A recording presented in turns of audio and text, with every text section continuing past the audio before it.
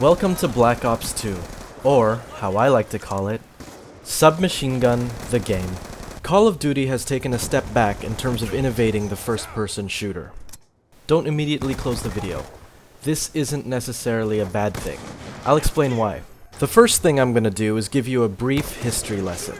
If you've been playing PC games for a long time, you'd know about Quake. Quake is one of the forefathers of multiplayer first-person shooters. Why is this important? Remember what Ice-T said. You never know where you're going till you know where you've been. Quake's gameplay consisted of strafing left and right, shooting from the hips with guns that have almost no recoil, and manipulating distance, whether it's to gain cover or a height advantage against your opponent. Black Ops 2 has more or less become Quake, except the part about manipulating distance. Don't believe me? Go on, check for yourself. I mean, I'm just gonna be here. You can just pause the video and go look. Look at gameplay footage of Quake. Just look at it. I mean, look at Black Ops 2. Cover is no longer a high priority, particularly in the deathmatch and domination modes. I mean, just look. Look at this. Have you gone to the Black Ops 2 website? The things it advertises the most are peripheral additions to your game, like demo recording and COD casting, not changes or revolutions to the gameplay. Except, LOL, future guns. But Call of Duty wasn't trying to be innovative. Yeah, neither was Medal of Honor Warfighter, but look how that turned out. But God's gameplay is perfect. Why change it? Don't fix what ain't broke. Don't you see? It has been changed. Take off your fanboy goggles and pay attention. In the older COD games, you could use foliage as cover. There was also more objects to hide behind, and a few different options for style of play. Take a silencer, get your stealth perks, be quiet and tactical. Go loud, suppress opponents, assist your team. There are options there. In Black Ops 2 multiplayer, gameplay has turned into this spray and pray strafe fest. It's pretty impractical to play tactically. There's an old military saying, slow is smooth, smooth is fast. If you slow down in this game, you're an easy kill. You stop moving and you can be hit by a missile. If you try to ambush someone, you'll be spotted by the heat-seeking scope that the level 50 guy is using. Honestly, why is there a peek function again? You have to stand still and slowly move to peek. Just remove it and maybe optimize the controls. Lol, noob, you don't know how to play COD properly. Don't try that silly realistic shit, believe it. No.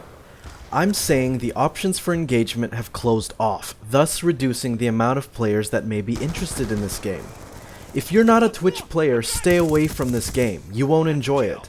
On the other hand, if you're a hardcore FPS player from the Quake days, you'll feel absolutely limited in this game because there's virtually no vertical movement. Most of the engagements you'll be having in this game is level-to-level stuff. Hey, if this is your thing, you'll feel right at home, but without much opportunity for lateral movement, it doesn't take much to kill a whole group of guys just by predicting their aim and strafing left and right while holding down the fire button. In the end, all your little 1v1 skirmishes end up becoming strafe-a-thons, like, you guessed it, the old shooters of yore. This is what I mean by a step backwards. Oh, and quick scoping is back. If you didn't like it before, it's here, but it's worse. There are 3 sniper rifles that give instant kills from the chest up. There's 1 sniper rifle that instant kills from the waist up. The waist up. Center of mass. But Quake and those other shooters have insta-get weapons too. Yeah, that's right. But they had crazy movement speeds and insane jump heights to balance that. A COD player can only do so much to dodge a good quick scope shot. Death comes even faster in this game because some guns feel like they do considerably more damage, which makes shooting from the hip a much more viable tactic. But guns don't feel like they pack any punch because there's absolutely no recoil. Yeah, they sound loud, but you have as much recoil as a water pistol. Why is this bad? Do you remember a time when, to shoot at long ranges, you had to burst fire your weapon? Control the recoil to control the accuracy of your shots? This is the PDW-57. It's a personal defense weapon. You can fit this bad boy in your girlfriend's purse. It's also classed as a submachine gun in Black Ops 2 and should be used for close quarters situations. Close range? No problem. Mid range? Who needs to aim down the sight? Long range? Don't you remember the original Black Ops? How broken was the AK-74U? Don't you remember Modern Warfare 2? The Akimbo Glock 18s? How annoying was that? Medal of Honor Warfighter got critically panned for being quote, unquote, fundamentally broken. Look at this. Look at this. Just look at this with your eyes. Use your eyes and look at this. But that's what patches are for. No! Look at me in the eyes and tell me that the LMG is a useful weapon in Call of Duty. Swear on your mother's grave that the engineer perk is a practical tool in this series. Oh, you want to try suppressing someone? Doesn't work because you got headshotted by an SMG from 50 feet away. This is fundamentally broken. This is an example of a game that is fundamentally broken. Let's talk about the new kill streak system they have here. I'm going to say, changing it to a score streak is a fantastic idea for the series. It's not a particularly original idea because another game did it first, but it's a good idea. If you didn't like the kill streaks of the previous games, you're not going to like them here. It's all just a matter of opinion at this point, but I'm going to leave this question in your mind. Is 40 kills really skill when 30% of those are from autonomous AI doing the fighting for you? Just a thought. And that's just talking about gameplay. Graphically, the game is aged. Treyarch's studio head Mark Lamia has even admitted that they don't even need to change the engine. And you know what? They're right. They don't need to change the engine because people will always buy Call of Duty no matter how bad it looks or how bad it plays. This is all the time I'm gonna spend on this topic. Everyone's grandmother knew the graphics would be bad. On the subject of graphics, let's talk about the engine and its netcode. So far it feels like there's been an improvement in the game's netcode. While most of my experience playing Call of Duty is from Europe, living in Asia means I suffer from relatively terrible ping. Fortunately, most games nowadays are very forgiving in regards to lag compensation. Engines to note are the MT Framework and Frostbite 2.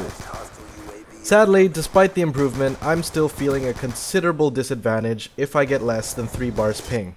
Even at 3 bars, I feel like my shots register late and there are times that I don't even see the bullets come out of the gun before I die. If you live in a place with slow internet, don't buy this game for the multiplayer. You are literally wasting your money. Luckily, right now the popularity of the game is high, so there are a lot of Asian players I can play with. But maybe a few months down the road, I won't be seeing any more games that are playable.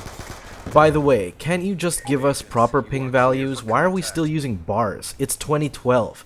Give us netgraph information. We're PC gamers. Give us the option at least. Oh wait, are you afraid to give us the developer console like last time? Afraid we're gonna crack your game?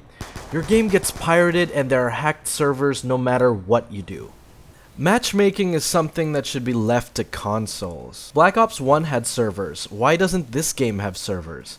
Matchmaking is a serious issue, especially since we only have a mere 17 to 20k players on at once. You know those less popular game modes that you may like and that other players don't? Like maybe hardcore search and destroy? If you aren't living in the big three, i.e. the parts of the world where the largest player bases are, North America, Europe, and North Asia, you might as well not play anything aside from normal team deathmatch, domination, and maybe ground wars. Why? Because there's simply not enough players in your area. Do you now see the sins of matchmaking? Oh, and don't even bother with ranked games. There are only 150 players there. What are the chances of them being from your area? I'm gonna end on a happy note. I'm gonna tell you what Black Ops 2 is doing right. These are the things that make Black Ops 2 stand out amongst all the other shooters out there. These are the primary reasons why the series is strong, and why this particular incarnation will last a long time. As easy as it is to die, it's just as easy to kill people. This means the game is as accessible as ever. Winning an engagement in this game consists of a good solid hand, and good weaving techniques. Because of a lack of combat options, there aren't many ways to mix up firefights. Maybe you'll throw a flashbang or something, but that's it. Most of it is running around spraying bullets or dolphin diving. It might be a little dumb, and it might look a little silly at times, but it does take a little bit of skill to take out a few people at once. It's also satisfying to hit that score streak button, because the whole server knows you just murdered 100 people by yourself. and that's cool. Black Ops tells everyone how well you're doing, and if the players are sportsmanlike enough, they'll notice your skills immediately. Thankfully, most of the uncontrollable racist 12-year-olds are stuck in the console versions, so most players are nice enough to tell you you did a good job instead of raging that you're using a broken weapon. Demo recording or replay recording is fantastic. It's a big improvement from the Black Ops 1 version. You can slow down time, use a dolly camera, and even capture and record footage that you can upload online for everyone else to see. I believe every single game should have this option. The ability to watch yourself play is a great way to improve your game and show off to your friends. The GUI is easy to use and works well. This, funny enough, is Black Ops 2's strongest system and will no doubt be used to fuel the ego of many 12-year-old boys. The only issue right now is that the chat logs don't seem to go away, so if someone calls you a wall hacker, you're pretty much stuck with that annoying bit of text floating about your replay for the entire file. Don't forget emblem customization. I love Armored Core because you can really personalize yourself with your emblem, and sticking with one for a long time means a lot of people will eventually recognize it if it looks original.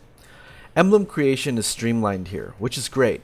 Every game should have this, seriously. If your name is hard to remember for some, a logo makes you a brand. I wanted to create an emblem that celebrates the legacy and prestige that comes with Call of Duty. So I created this Dolphin Dodge emblem in about 40 seconds. Awesome. Oh yeah, and death streaks are gone. I'm glad Treyarch picked up on that. Nobody liked those. They made you feel dirty. Dirty like the girl in high school who slept with everyone except you. All they need to do now is remove Hardline. Here's my conclusion. Call of Duty hasn't been innovating the first-person shooter since COD 4. I'm not gonna deny that it's the biggest thing to happen to gaming since regenerating health. Look, if you watch this review and you're still gonna buy the game, fine. But don't lie to yourself and say that this is God's gift to gaming, because it isn't. It's an oversimplified shooter created for the masses. It's essentially the Bayformers for gamers. Transformers will always make money because people want dumb spectacle. That's what this game is, a dumb spectacle. You don't need to learn anything. Every gun more or less handles the exact same way because there's no recoil and you should just spray every automatic weapon. It's not like Quake, where some weapons have bullet drop where you have to predict the trajectory and speed of your bullets to hit your mid-air opponents. No, it's much simpler than that. Almost all weapons hit right in the center, and you never have to compensate your shots for distance. Enemies can't jump, fly, or use cover really well because you can shoot right through it. Easy peasy.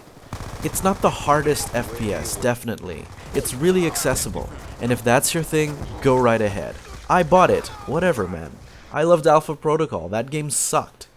Black Ops 2 has fantastic additions and peripherals that all games should be copying. Games shouldn't be trying to imitate the simplicity of the Call of Duty franchise. They should be trying to imitate the extra bits that make Black Ops 2 such a social experience. Using Steam with Black Ops 2 is a breeze. Every single match you play can be recorded. You have customized emblems and an easy, accessible video editor. Even though the gameplay and the graphics fall off the innovative side, it doesn't matter because COD can always be that game you play with your friends. Everyone has it. If you're living in one of the big three, then you'll definitely always have players. If your internet sucks, you'll be left with a significant disadvantage on the battlefield. All in all, it's just okay. It's just okay. It's just okay. 3 out of 5.